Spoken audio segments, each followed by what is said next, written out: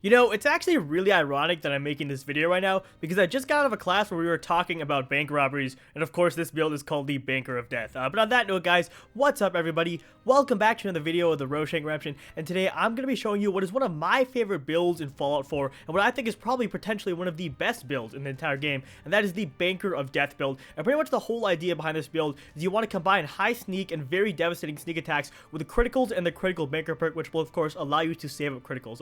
And also you can take advantage of the fact that criticals always hit in this game, which is very overpowered and you definitely want to make use of. Alright, so let's go ahead and get into the special distribution that you're going to want for this character. And first, you're going to want a strength of 1. And I realize that this is very low, but we need to make some sacrifices for this character, unfortunately. Normally, I definitely do not recommend putting strength this low, but we don't really need close range combat skill all that much, so we're going to go ahead and say strength of 1 here. Next up, you want a perception of 2. And the reason why you want a perception of 2 is, in my opinion, the perception perks are actually pretty underwhelming, but rifleman is incredibly helpful. You need perception of at least 2 to get rifleman. I do recommend increasing this later on so you can get upper level lockpicking, but for now, go ahead and set it to 2.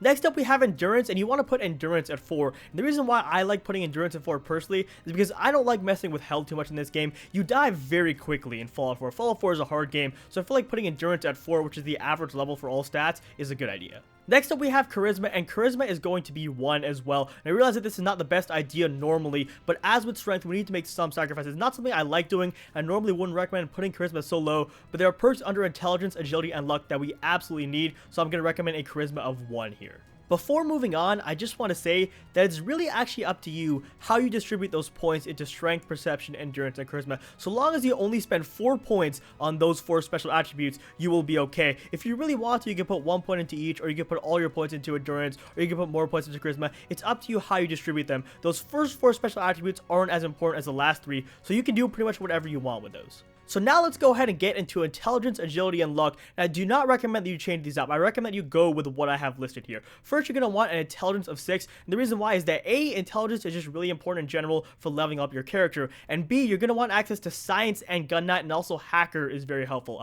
Granted, if you're not interested in energy weapons, you don't have to invest in science, but I highly recommend at least gun nut. You need gun nut, or this build is really not going to work all that well. For agility, you're going to want an agility of 7, and the reason why you want an agility of 7 is for access to the perks Sneak, Action Boy, and Ninja, and Ninja is absolutely essential because it increases the damage that you do with sneak attacks, which is very important in this build. Finally, you want a luck of 7 for better criticals and critical banker, and once again, this is also very important because you want to be maximizing the damage that you do with your criticals, and you also want to be able to store up criticals to take enemies out more quickly and more easily. Now, as for recommended perks with this build, critical banker and better criticals are basically essential, and gun nut and science are also highly recommended. Like I was saying, science isn't essential, I would say, but gun nut pretty much is essential. This is not really going to work all that well if you don't have gun nut.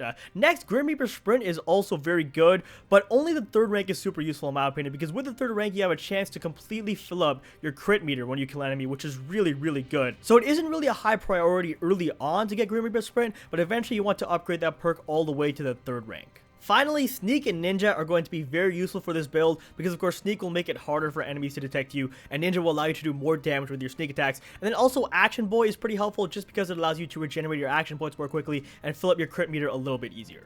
Now that's all I'm going to recommend for the perks in this video, and while there are definitely some other important ones, I'm going to go ahead and leave the rest up to you guys. Okay, and as for recommended weapons, pretty much any legendary weapon with a lucky effect is really good, and lucky effect, of course, doubles critical damage and makes the critical meter fill up 15% faster. And as for specific weapons, the 50 cal sniper is incredibly good. If you guys don't know how to make that, I'll leave a link to a video I did on how to make it down in the description. The righteous authority is also very good because it does, of course, have the lucky effect. The Fat Man, this probably sounds really weird, but the Fat Man is actually pretty helpful just because you need a very high damage output weapon. A lot of the time when you're sneaking, you can just pull out the Fat Man and kill enemies before they have a chance to even run up to you. So I recommend the Fat Man for occasional use. Obviously, that's not going to be a main weapon.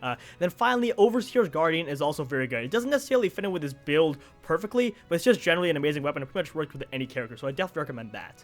Alright, and then finally, before ending off the video, I want to say a few words on how you should go about using this build. And pretty much what you want to do is you want to combine sneak attacks with critical strikes that you've saved up using critical banker to take out groups of enemies before they can attack you. So pretty much, let's say you come up on a group of 4 raiders. What you want to do is you want to use the criticals that you've saved up as well as a sneak attack to take all of them out before they can do any damage to you. And that is how this build works. The reason why we have such low strength, the reason why we have such low endurance, or relatively low endurance I should say, is because we're not planning on getting into any close range fights, and we're not planning on taking any damage. The plan is to take out enemies before they can do anything to you.